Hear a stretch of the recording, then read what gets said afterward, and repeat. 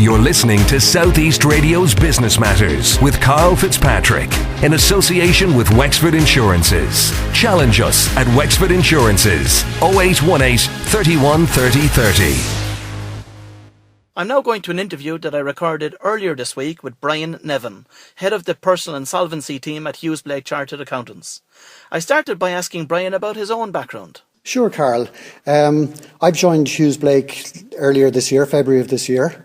But prior to that, I worked for many, many years with AIB in various roles on the investment banking side, on the private banking side, where I was very much on the customer side. And in my final years in AIB, I worked in the risk management side, particularly in the whole area of credit policy, where I was very close to what is starting to emerge now in terms of dealing with the whole area of customers in difficulty, customers with significant unsustainable debt. So I have, I suppose, good experience in that side. So your role now with Hughes Blake is really to look after the personal insolvency department and to help people to put sustainable plans in place in terms of how they can get out of debt themselves. Yeah. NAMA was set up a couple of years ago as a vehicle for underperforming loans or damaged loans to take them off the balance sheets of the banks across the country. Has it worked? Well, I think it has, yeah. I mean, I think you're absolutely right. But, we had the boom, which was largely property related. And we ended up in 2008, 2009, where you had massive loans, with developments here in the UK and so on. We all know the scale of them. And, what was agreed was a very sensible solution, because that was holding back banks' ability to lend to small businesses, to individuals, and therefore those loans were taken off and put into the National Management Agency to be worked out, essentially. And I think, by and large, that process is progressing well and positively. However, I suppose what business people and what consumers expected was that it would free banks up from that debt to be able to move on and to provide businesses and consumers with loans. But that hasn't happened. Yeah, no, you're absolutely right, Karl.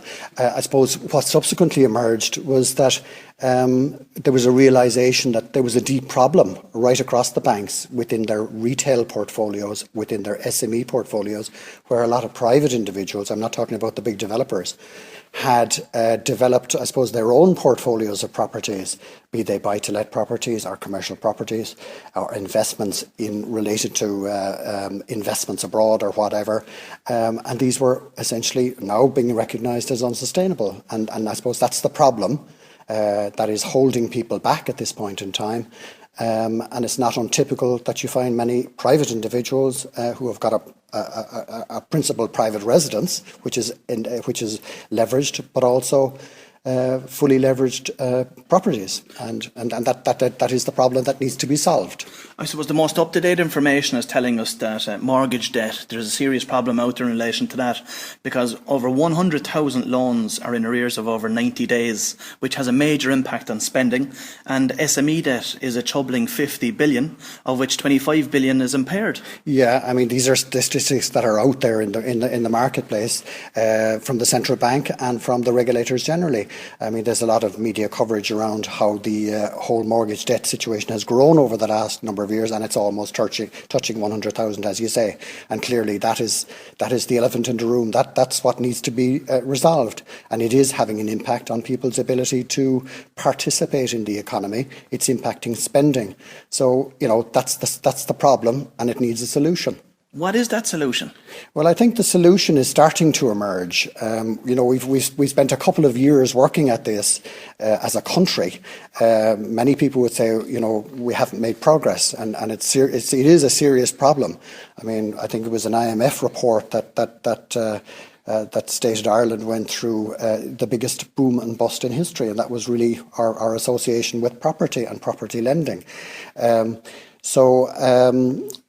solution is going to come, and I think part of the solution has been the new Insolvency Act, which went into law last December and is currently in the process of being enacted and rolled out. We expect the Insolvency Service, which has been set up, an independent service, part of the court service, and they have indicated this themselves, to be open for applications for the new insolvency arrangements in later in August, either August or early September. That's the expectation. What difference is that going to make to business owners and consumers alike? Well, what it's going to do is it's going to provide them with options that they can consider in terms of dealing with unsustainable debt. And I think what's important, it isn't just that piece of legislation, but certainly what I'm seeing in terms of my engagement with banks, and I suppose my association with banks, different banks in the country, is that banks are certainly starting to organise themselves to do deals and to negotiate unsustainable debt and try and work through it. I think people recognise that the SME sector is crucially important in terms of jobs. Many thousands of SMEs out there, and they will be the linchpin to ensuring that this economy starts to grow again. What's the bank's opinion out there today, in your view, in respect to this Personal Insolvency Act? Are they taking it seriously? Well, I think they have to take it seriously. I mean, it's an act that gives powers now to individuals to actually follow a particular track, and it's quite a prescriptive act in that. It introduces personal insolvency practitioners, and their job is to try and create an arrangement that works for both the creditors and the debtors. That may seem strange, but that's what it's about. It's an independent individual to try and work out a reasonable solution for both parties' perspective. So I think, in terms of to your question, are the banks taking it seriously? I think the banks recognise now that individuals are going to come to the table, and if they can get a consensual deal, a direct deal with the bank, that's in everybody's interest. But failing that there have to be other avenues that are available to them that they can follow through, and that's where the Insolvency Act comes in. Now, as you said earlier, there will be a PIP, a personal insolvency practitioner, that will be independent between the two parties. I suppose an arbitrator almost. Correct. In respect to this process, looking to negotiate between the lender and the borrower. Mm-hmm. Tell me, how do you see this working? What's the process? Okay, well, the Insolvency Service, it's a very good website, and there's a lot of very good information. I would encourage people to have a look at that. But within the Insolvency Service, there will be practitioners, personal insolvency practitioners appointed. Okay, they're registered, they're qualified, they have to go through a qualification process. They will be accountants, they will be financial advisors, they may be solicitors and whatever. The process that they go through is that the debtor, the person who has borrowed the money, will go and seek out one of these, and on the website there's a list of practitioners. They seek out somebody in their locality. They'll go in and they'll sit down and they'll decide to appoint them to look after their particular situation. The insolvency practitioner will go through a lot of due diligence with the individual. They will go through what's known as a prescribed financial statement. It's basically a statement of their affairs, their assets, their liabilities, their income, their expenditure. And basically they will go through a process and apply for what's known as a protection order, which gives them 70 days to enable them to put a scheme arrangement together for the various creditors, the banks, which basically looks at trying to be reasonable and equitable to all the parties involved. And essentially, and again through the Insolvency Service, they will have issued guidelines, for instance, reasonable living expenses guidelines. Again, they set out typically what a family structure situation, and based on that family structure, what the expenditure would look like. So it's a pretty prescriptive process that people will go through. Are you finding that there's lots of people out there today that are just not engaging with their financial institution? Well, I think there's a percentage, is what I would say. I think, in fairness to the banks, over the last couple of years, they have been writing out to people and trying to get them to engage.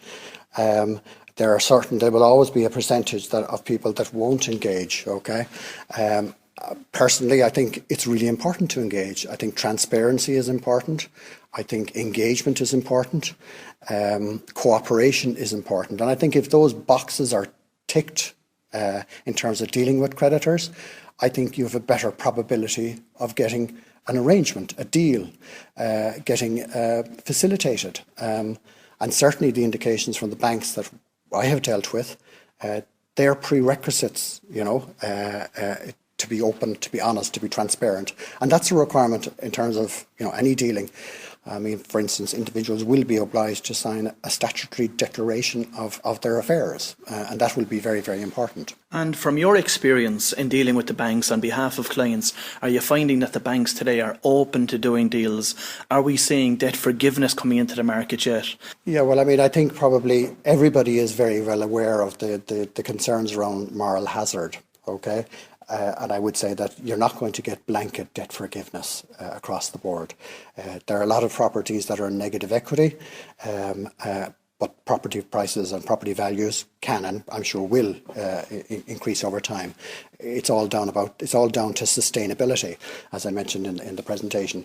But I suppose coming back to your specific question in terms of debt forgiveness and so on, what I would say is that each case is dealt with on a case-by-case basis, and I have certainly seen situations where the banks are open to aggregating loans within an institution and identifying within those loans what's sustainable and what's not sustainable, and putting arrangements in place that where the sustainable piece, well, that's agreed and that is paid down over a period of time. An element of it maybe parked, for want of a better description, and if the loan performs and the individual performs, there would be an expectation that an element of it would be written off. You're listening to Southeast Radio's Business Matters with Karl Fitzpatrick in association with Wexford Insurances. Think Wexford Insurances for your business insurance.